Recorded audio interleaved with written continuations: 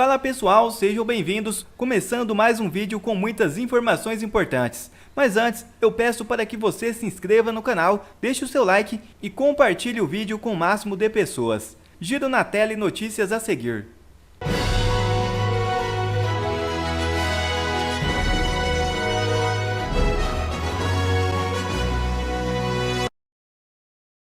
E Felipe Martins, após nova negativa de Moraes, eu sou preso político. Ex-assessor da presidência está preso desde 8 de fevereiro. Ex-assessor especial para os assuntos internacionais do ex-presidente Jair Bolsonaro, Felipe Martins, disse considerar um preso político. Ele teve um novo pedido de soltura negado pelo ministro do Supremo Tribunal Federal, Alexandre de Moraes, no último dia 10. Após 100 dias não me surpreende. Essa manutenção somente explicita ainda mais algo que para mim e para minha defesa já estava claro desde o início. As razões de minha prisão não foram judiciais, mas sim políticas. Eu sou um preso político, disse Martins em nota enviada pela sua defesa ao Estadão neste domingo.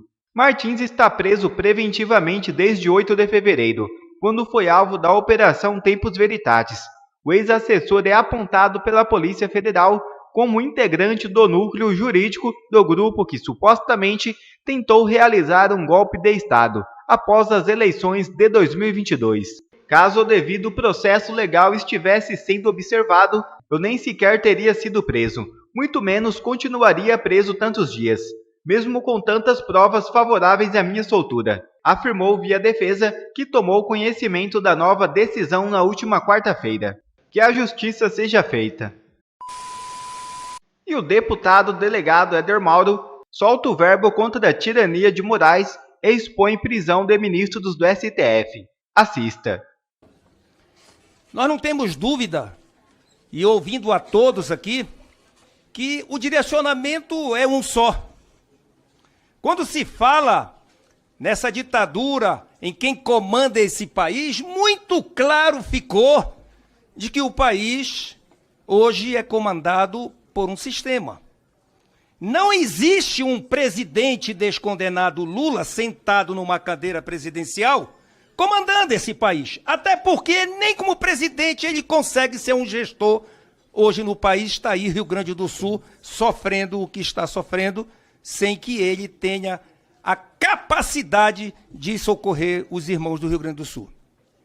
Todos nós brasileiros e aqueles patriotas que aqui estão, sabem perfeitamente que lá atrás, quando os homens que fazem parte do sistema podre nesse país viram os seus bolsos ameaçados e as suas liberdades ameaçadas porque roubavam o povo brasileiro, se reuniram e aqui claramente sabemos, grandes lideranças, donos de partidos, donos de empresas de televisões, alguns empresários bandidos e, é claro, instituições que fazem parte de um dos poderes para que tirasse de dentro da cadeia um bandido para colocá-lo na mesa e na cadeira de presidente da República. Isso está claríssimo. Tão claro que a gente vê perfeitamente. E aqui, como eu vi colegas com receio de dizer que não falaria das urnas, vamos falar diferente. Não vamos falar das urnas, vamos falar que o nosso presidente, Jair Bolsonaro, coloca multidões na rua, coloca a cara na rua, frequenta shopping, frequenta feira e é respeitado por todos e amado por todos. Cadê os 60 milhões de votos e de eleitores do descondenado? Ninguém vê! E ele não consegue colocar a cara nem na porta da casa dele. E isso é um exemplo resumido do que se está vivendo na ditadura montada por um sistema onde um fantoche que só faz viajar com a mulher, que é a reparadora dele, a tutora dele, para levar para outros países, para cima e para baixo, e agora tentar comover o povo brasileiro botando um cachorro no colo, o povo brasileiro não vai aceitar. Eu estou aqui, senhor desembargador, apenas resumindo a questão de que o sistema é que manda nesse país. Tiraram um bandido da cadeia e colocaram na mesa e na cadeira de presidente e para retirar um homem honesto que freou, que fechou a torneira daqueles que roubavam o país. Agora, falando da questão do 8 de janeiro, dos homens e mulheres que de forma inocente estão pagando ainda na cadeia, de pessoas que morreram na cadeia, eu quero dizer, para cada um de vocês, eu ouvi atentamente a carta da jovem de 16 anos que está aqui. Eu quero dizer, como 2 outros colegas aqui já falaram, Alexandre de Moraes, você perdeu não foi desde agora não, desde lá de trás. E vou lhe dizer por quê. Eu, delegado Éder Mauro, lá do estado do Pará, eu ando nas feiras, eu vou em cinema, eu vou no shopping, eu vou na igreja, eu ando pela rua, eu ando de short, eu sou livre. Você não coloca a cara na rua. Você está preso como todos eles lá. A sua liberdade acabou. Você não pode ir num shopping, você não pode ir num cinema, você não pode ir em lugar nenhum deste Brasil. E eu vou lhe dizer, Alexandre, a não ser que você mande a Polícia Federal invadir a minha casa, onde lá você vai encontrar, os colegas da Polícia Federal vão encontrar o delegado Éder Mauro, a esposa e um filho de 12 anos. Fora isso, só minhas armas, que são todas legalizadas perante a Polícia Federal, por ser um policial que já sofri várias vezes atentado por traficantes que muitos colocam na rua e prendem inocentes como patriotas. A gente vê patriotas serem condenados por 17 anos quando se vê a covardia de traficantes sendo soltos, inclusive com helicópteros, lancha e dinheiro sendo devolvido. Nós, brasileiros, não vamos nos espantar, já foi dito aqui. Teve bandidos políticos que foram condenados a quase 500 anos e que hoje estão rindo do povo brasileiro. Vocês não se espantem se começarem a devolver o dinheiro que eles roubaram e devolveram para o país. Mas isso, como já foi dito por você, colega, começou lá de trás. Quando aqui nessa casa, 364 deputados se acovardaram e simplesmente fizeram com que Daniel Silveira, deputado federal, fosse para a cadeia.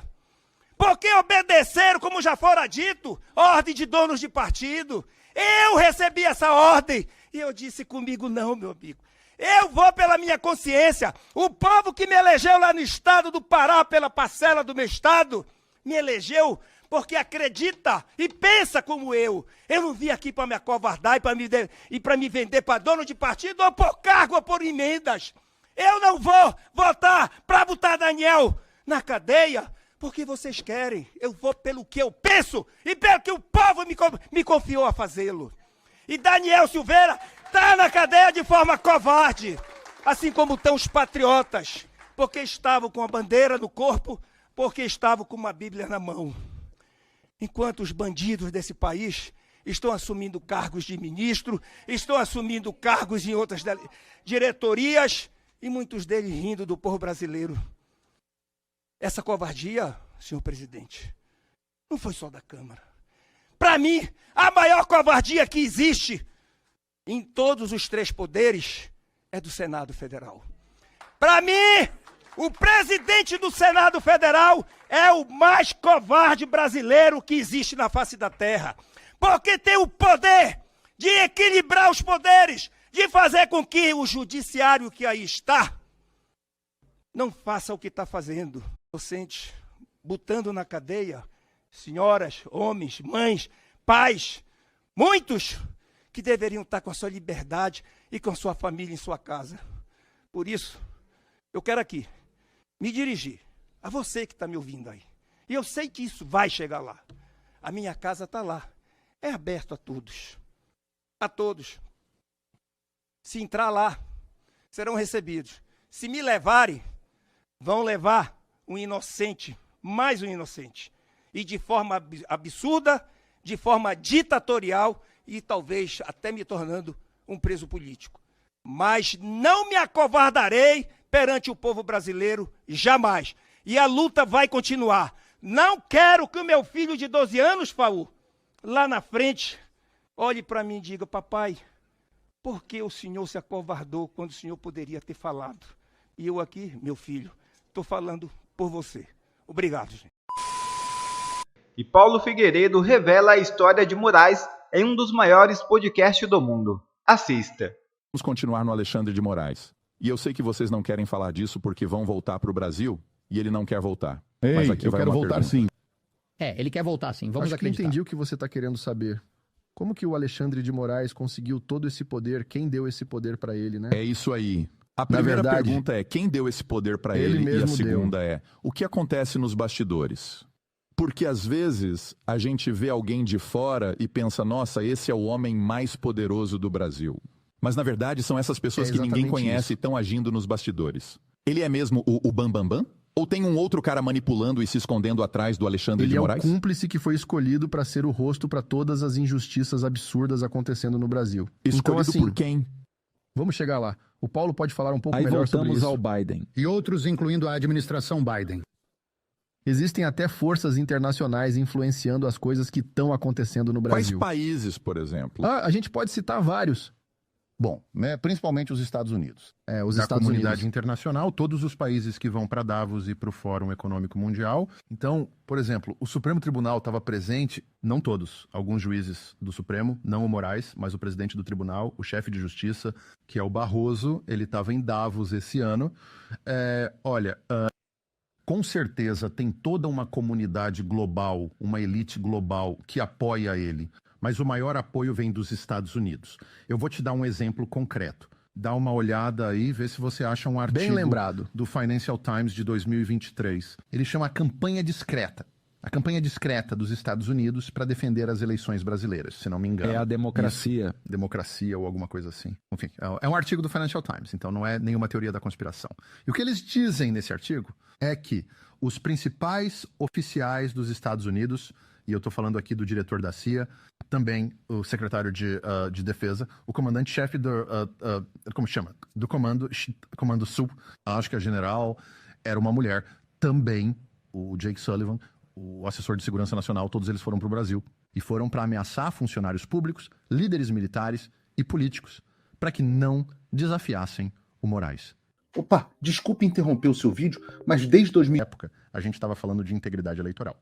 E todos eles disseram, olha, se vocês desafiarem o Moraes, que era o presidente do Supremo Tribunal Eleitoral no Brasil, se vocês desafiarem ele, vocês vão enfrentar todo o poder da política externa dos Estados Unidos. Por exemplo, o exército americano vai parar de cooperar com os militares brasileiros. Nós também vamos aplicar embargos, todo tipo de sanções e tudo mais sobre vocês. Vocês serão excluídos da comunidade internacional. Vamos fazer o que fizemos com a Rússia. E essa foi uma das razões pelas quais as instituições no Brasil não funcionaram. Olha, achamos um artigo. É esse FBI, mesmo. Soros e Serviço Secreto envolvidos em censura gigantesca no Isso Brasil. é do David Agape, ele é um ótimo jornalista investigativo. Ele trabalha com o Michael Schellenberger, é tipo o parceiro dele no Brasil. Será que eu posso ler isso? Vou ler Acabaram de aqui. colocar ele sob investigação Ah, também. colocaram? Eu vou ler um pouco isso aqui, Rob. Abaixa a tela para eu conseguir ver os dois primeiros parágrafos. O FBI, o Soros e o Supremo Tribunal Federal do Brasil se dizem defensores da liberdade de expressão e da democracia, e a missão do FBI é defender a Constituição dos Estados Unidos, cuja primeira emenda proíbe limites governamentais à liberdade de expressão. Soros e seu filho Alex, que comandam essa fundação filantrópica, afirmam querer sociedades abertas onde as pessoas são livres para se expressar. E o Supremo Tribunal Federal do Brasil afirma defender o compromisso da Constituição com a liberdade de expressão. Mas agora, uma investigação que durou meses revelou que o FBI ajudou o Brasil a censurar seus cidadãos. A Open Society Foundation dos Soros investiu na promoção da censura no Brasil e o Brasil tem uma força policial judiciária secreta que existe especificamente para espionar e censurar pessoas consideradas divulgadoras de informações falsas. Juntos, o FBI, o Soros e o Supremo Tribunal Federal do Brasil estão envolvidos em um ataque direto à liberdade de expressão, que é um direito de todos os cidadãos, reconhecido tanto na Constituição brasileira quanto na americana. É basicamente isso. Acho que você já tem a sua resposta. Então eles estão pegando... Mas calma, deixa eu fazer outra pergunta. Às vezes, quando alguém vira a casaca, Você olha pra essa pessoa, tipo, esse cara é razoável, você não vê ele como um cara estranho, e de repente, bum. E aí você percebe que alguém tinha alguma coisa contra ele escondida. Tem aquela história de que ele estava ligado ao, sabe, aquele acidente de avião com a Suprema Corte, a velha teoria da justiça antiga. E eu tipo, não sei se a história deles, não sei se aconteceu alguma coisa por trás ou talvez não. E algumas pessoas dizem que não tem como isso ter credibilidade. E aí a gente ouve sobre aquelas histórias dele sendo associado ao, como é que se chama mesmo? Aquela gangue, o primeiro comando da capital que tem sede em São Paulo. É uma história falsa que começou online quando ele era secretário municipal de segurança pública. Ele estava ligado a essa gangue, tinha alguém lá que ele apoiava? Alguma coisa é verdade? Se eles falarem qualquer coisa a respeito disso, eles vão ser presos literalmente na mesma hora. Eu vou ficar bem Eu quieto. vou me arriscar aqui para falar disso. Eu não vou falar nada, vou ficar quieto. Então, sobre isso ele trabalhava... O negócio Então, aqui é o isso seguinte... aqui tem uma credibilidade. Eu vou te contar exatamente o que aconteceu. Vou te dar os fatos e você tira suas próprias conclusões. Então... O PCC é o maior cartel de drogas no Brasil. Na verdade, alguns podem até argumentar que um dos maiores cartéis de drogas no Brasil. Não, é o maior com certeza. Tudo bem, com certeza é o maior. Eles são Mas o sistema de entrega de todas as drogas que são produzidas na América Latina. Tudo passa pelo PCC. Toda a cocaína que chega nos Estados Unidos passa por eles. Sim, isso mesmo. É bem por aí Então, mesmo. se vier da Colômbia, vai primeiro pro PCC no Isso aí, Brasil e vai depois primeiro pra vem eles, pra aí cá. eles mandam a droga pro mundo inteiro. Exato. É como se eles fossem tipos distribuidores. Mas então, continuando, o PCC estava sendo investigado no Brasil e eles encontraram conexões entre eles e o Partido dos Trabalhadores. Eu não vou entrar muito nesse tópico porque acho que não é importante para essa discussão. Mas era muito provável que o PCC estivesse lavando dinheiro pelo... Eles estavam achando que um dos jeitos que o PCC estava usando para lavar dinheiro era como se fosse um sindicato de transporte público. Isso, de transporte público. Era um sindicato de motoristas de vans. No Brasil era muito comum por um tempo as pessoas usarem vans como uma forma de transporte público, né? E tinha um sindicato para os motoristas dessas vans. Esses sindicatos eram chamados de Transcop. E o Alexandre de Moraes era o advogado de defesa de um desses sindicatos. E para ser sincero, essa é a única conexão que a gente tem. E assim, eu não sei para vocês, mas para mim, se você trabalha para uma instituição ligada aos cartéis de drogas, isso normalmente não é um bom sinal. Mas também não é uma prova definitiva que tem uma ligação Ele podia ali. ser um advogado que talvez representasse alguns ex-criminosos antes, porque às vezes os advogados têm que fazer isso mesmo, né? Sim, Eu conversei claro. com o representante Weinstein, também tivemos um advogado outro dia no podcast, era o advogado do Didi antes do Rob. Você lembra de quem mais ele era Ele advogado? foi advogado do Harvey Weinstein também por um tempo. E tem vários clientes de alto perfil em Nova York. Certo, então ele era um advogado desse tipo, né? Que tinha alguns clientes assim. E por falar nisso, tem alguma conexão entre ele e o Marcolo Camacho? Existe alguma relação entre os dois? Com ele, com o Playboy russo? Tem coisa A aí? gente não sabe dizer. Então aqui está dizendo que ele foi condenado a 232 anos de prisão. Esse Marcolo Camacho, ele está preso neste momento? Sim, ele tá O preso, Marcola, sim. né? E vocês podem confirmar se ele é mesmo o Pablo Escobar do PCC? Muita gente diz isso, sim. Então ele é mesmo. Sim. Então é uma avaliação justa. E não existe nenhuma conexão entre os dois relacionamentos de forma alguma? Nada comprova que existe. Mas eu consigo acrescentar uma coisa com certeza. Durante a administração do meu pai, Isso é o Marcola interessante. foi transferido para outra prisão, no meio da selva. Acho que foi numa prisão em Porto Velho, em Rondônia. E quando o Lula voltou ao poder, agora a gente tem Lula como presidente de novo, eu não sei como, não sei em que termos, mas esse cara conseguiu voltar para Brasília. Que é a capital. Exato. Mas eu tô falando sobre os fatos. Isso tudo é fato. Eu não tenho nada que comprove que esse cara tenha feito algum tipo de acordo com o novo presidente. Isso eu não tenho como comprovar. Mas é muito estranho. Eu não consigo entender o motivo de eles mandarem um dos chefes da principal organização criminosa de volta para Brasília. Venezuela pode atacar Guiana antes das eleições. Movimentações de tropas próximo à fronteira é enorme. É isso mesmo. O vice-presidente da Guiana, Bahat Jagdeu, afirmou na sexta-feira que o governo do país está em alerta máximo para proteger seu território e soberania após o acúmulo de forças militares da Venezuela na fronteira comum, em meio à disputa pela região de Essequibo. As informações são da Gazeta do Povo. Jagdeu, em uma coletiva de imprensa, expressou que o governo está observando de perto os acontecimentos, trabalhando em conjunto com seus aliados, e que a principal preocupação é manter a integridade territorial e soberania do país.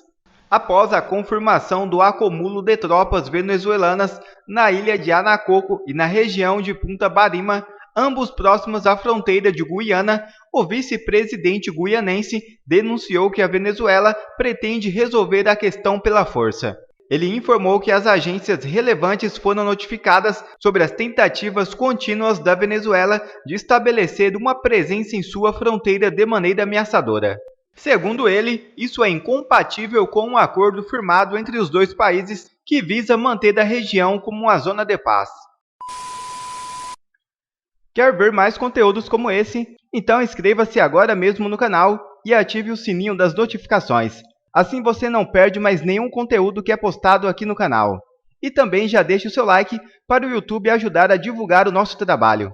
Fico por aqui e que Deus abençoe a todos. Brasil acima de tudo e Deus acima de todos.